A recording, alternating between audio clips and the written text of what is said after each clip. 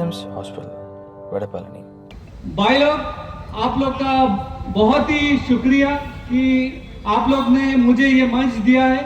और मैं खासकर वीडियो में देखा था कि आप लोगों के साथ में जो व्यवहार हो रहा था वो बहुत खराब तरीके से जो होता था, और इसके लिए आज का जो मीटिंग बुलाया गया है इसका जो भी मतलब श्रेय आप लोग को दिया जाए वो कम है, क्योंकि ये बहुत शॉर्ट नोटिस में हुआ है और भी लोग आ सकते थे, मगर शायद हमारी कमी की वजह से, हमारे जो दिन जो हमारा काम करने की वजह से जो हम लोग यहाँ पर मौजूद नहीं है। मैं बस अपना बात आपके सामने पेश करना चाहता हूँ कि हमारा जो एयरपोर्ट बना था, वो एयरपोर्ट जब बनता था तो हम सुनते थे कि एक इंटरनेशनल एयरपोर्ट बन रहा है। तो आप यकीन मानिए और अपने दिल से कहिए कितने लोगों को खुशी हुआ था। मगर क्या आज आप खुश हैं? क्यों नहीं है भाई? क्योंकि हमारा जो खुशी था, ये खुशी जो है हमारा दुखी में बदल गया, दुख में बदल गया। ऐसा वो एयरपोर्ट हम चाहते थे? बिल्कुल नहीं चाहते थे। आज जो हमारे एयरपोर्ट में चल रहा है, ऐसा लग रहा है कि मतलब ये एयरपोर्ट कुछ लोगों के लिए बनाया गया था। यहाँ से कुछ लोग अपना मनमानी करें और यहाँ से जो है उनका बिजनेस और धंधा सिर्फ उनके लिए चले, हमारे लिए नहीं, दूसरों के लिए। भाई ये डायरेक्टर साहब जो है हमें आश्वासन हमेशा देता है, हमें हमेशा बुलाकर मीठी मीठी गोली खिलाता है, मगर आज तक कोई भी मीठी गोली नहीं मिला। इनका कड़वा ही गोली हम लोगों को मिला है। हम लोगों ने बड़े प्यार से, बड़े विनम्रता से इनसे कई बार बातचीत की, मगर हमारे डायरेक्टर साहब हमसे कभी मुद्दों पर बात नहीं करते। बस उनके पास में जो मिनिस्ट्री ऑफ एविएशन का, VSI एयरपोर्ट अथॉरिटी का जितना भी मतलब बायलॉज और जितना भी पेपर्स रहता था, रेस्ट्रिक्शन, वो हमें दिखाता था और ऐसा होना है, ऐसा होना है, ऐसा होना है। हमने डायरेक्टर साहब से कई बार बोला कि हमारे यहाँ के लोकल के लिए आप क्या कर रहे हो, तो उन्होंने बोला कि हम करेंगे।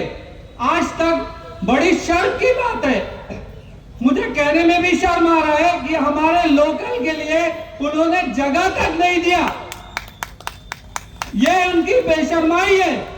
और हम लोग इतने ईमानदार है कि हमारे जो यहाँ के लोकल है, in compare of other states, अगर कहीं और के बच्चे या कहीं और के काम करने वाले टूरिज्म स्टेक होल्डर्स होते तो यकीन मानिए यहाँ आंदोलन हो जाता, मगर हम ऐसा नहीं चाहते। हम सिर्फ और सिर्फ प्यार से हर चीज को सुलझाना चाहते हैं। हमने जब भी देखा है एयरपोर्ट में इनका मनमानी देखा है। आज आप सोचिए, हमने जो वीडियो वायरल देखा है, डायरेक्टर साहब एक अथॉरिटी है, उन्होंने अपने लिए CISF रखा है, पुलिस रखा है और भी कई कमांड को रखा हुआ है। आप लोगों के लिए क्या था? एक चेयरमैन के सामने वो बोल रहे हैं कि इनको डिसबर्स कीजिए।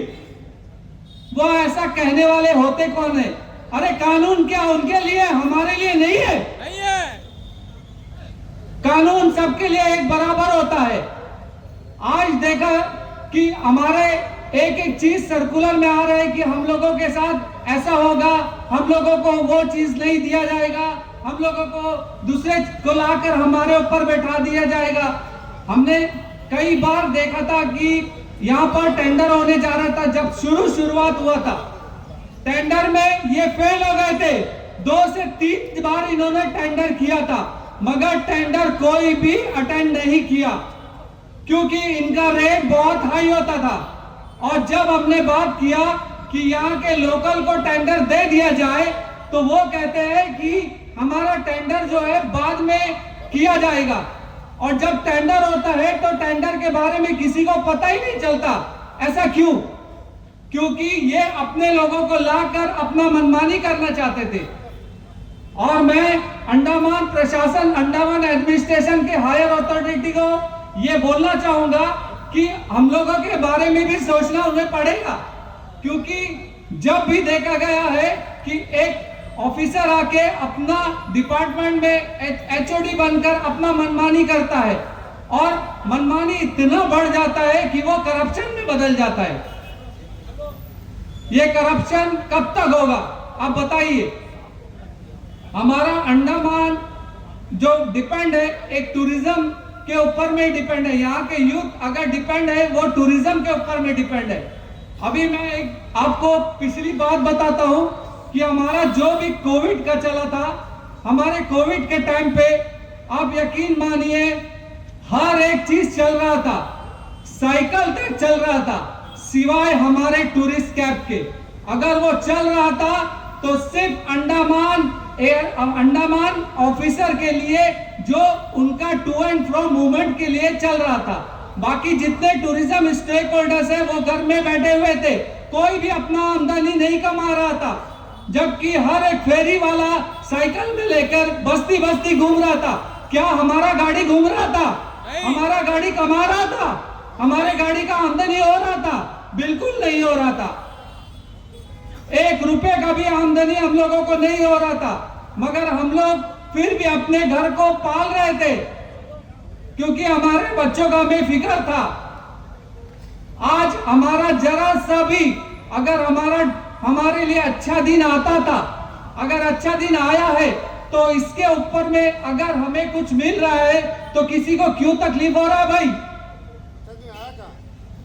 हम भी तो अपना जो है घर वालों का डेवलपमेंट, अपने घर वालों का फ्यूचर के लिए यहाँ पर जो है एक गाड़ी को खरीदते हैं कि हमारे बच्चों का जो है भविष्य सफल हो जाए, हमारे बच्चों का जो है डेवलपमेंट हो जाए। अगर वो कोई सरकारी स्कूल में जाते हैं तो वो भी प्राइवेट में जाके कहीं ऑफिसर बन जाए। हमारे बच्चे क्यों नहीं कर सकते? हम लोग आगे क्यों नहीं बढ़ सकते? क्या ये ऑफिसर के बच्चे ही जो है अच्छी अच्छी पोस्ट में बैठेंगे? हम लोगों का बच्चों का हक नहीं है? अरे ये क्या हो रहा है भाई? और एक चीज जैसा हमारे पापाचंद भाई ने बताया कि यहाँ पर हमारे जितने भी बैठे हुए हैं हमारे अंदर में एकता की कमी है। वाकई में मुझे भी लग रहा है कि जब तक हम एक नहीं होंगे हमारा बात सुनने वाला कोई नहीं होगा।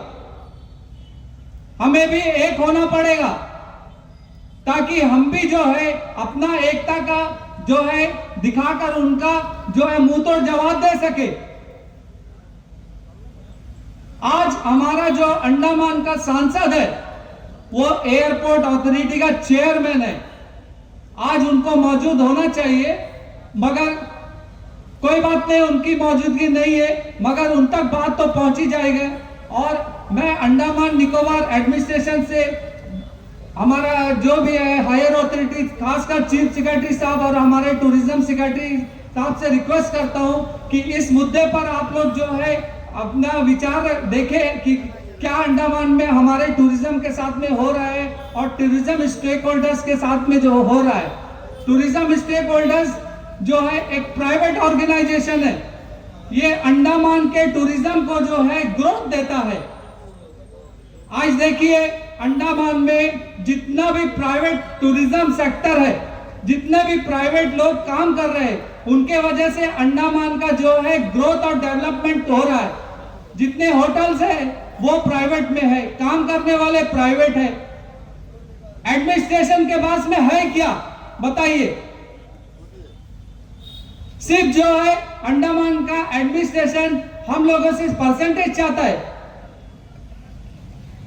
और हमारा खास एक चीज है कि हमारे जो एयरपोर्ट में WTI है, इसके बारे में भी मैंने गंभीरता से इनके बारे में जाना है कि WTI आखिर आया कहां से। मैं आपको बता देना चाहता हूं, WTI एक प्राइवेट ऑर्गेनाइजेशन है और मैंने जब डायरेक्टर साहब से बात किया बहुत ही खराब लगा और उनका नियत भी मैंने भाप लिया कि WTI आया है उनको रेवेन्यू देने के लिए। वो मुझे कह रहे हैं कि WTI से मुझे रेवेन्यू मिल रहा है, आपके लोकल से मुझे रेवेन्यू नहीं मिल रहा है, तो मैं इनको फैसिलिटीज नहीं दे सकता। अरे हम यहीं के पैदे हुए हैं, हम लोग को यहीं पर जीना है, मरना है। हम अगर यहाँ नहीं काम करेंगे तो क्या हम बाहर जाके काम करेंगे?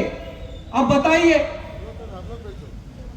अब ऐसे ऐसे मुद्दे जो है सामने आ रहे हैं, मगर मैं बताना चाहूंगा हमारे डायरेक्टर साहब को, आपने जो अल्टीमेटम दिया है 1 तारीख का, वाकई में ये आपके लिए बहुत ही दुखदाई होगा,